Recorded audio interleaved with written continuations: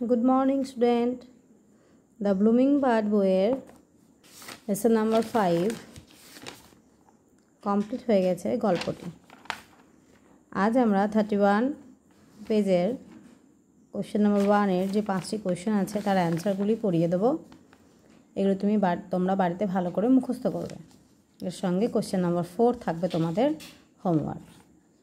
প্রথম question how মানে হচ্ছে কেমন, ওয়াজ মানে ছিল, দ্য ডে মানে দিনটি, ইন সামার মানে গ্রীষ্মকালে দিনটি কেমন ছিল, the day was very hot দিনটি ছিল খুব গরমের, ইন সামার গ্রীষ্মকালে। হু মানে কে, were carrying seeds of corns কে বহন করছিল শস্য দানাগুলি। এ গ্রুপ অফ অ্যান্টস একদল পিঁপড়েরা ওয়ার ক্যারিং সিডস বহন করছিল সিডস অফ কর্নস শস্য দানাগুলি। Who was hopping and singing কে লাফাচ্ছিল এবং গান করছিল, মানে নাচ করছিল এবং গান করছিল। Grasshopper was hopping and singing ঘাসফড়িং লাফাচ্ছিল এবং গান করছিল। Next question, who were hard working for food.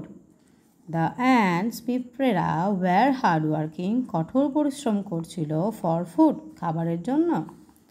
When মানে কখন, did the weather turn cold আবহাওয়া ঠান্ডায় পরিবর্তন হয়েছিল।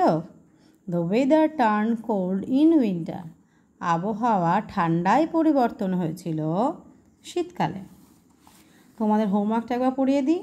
এটা হচ্ছে fill in the blanks with the words taken from the text, গল্প থেকে নিয়ে শূন্যস্থান পূরণ করো। প্রথম কোয়েশ্চেন, দ্য গ্রাসহপার ওয়ার ঘাসফড়িং ছিল, ঘাসফড়িং কী করছিল, ওয়ার হপিং অ্যান্ড সিঙ্গিং, তাহলে hopping and singing. The sun is very hot in summer. The ants dash the food collect the food for the winter. In winter, the weather turned cold.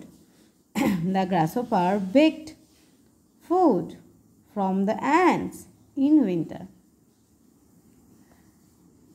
Question number 4 তোমরা খাতায় homework করবে এবং question number 1 এর 5টি question ভালো করে মুখস্থ করবে। আজকের মতো এটুকুই, টাটা।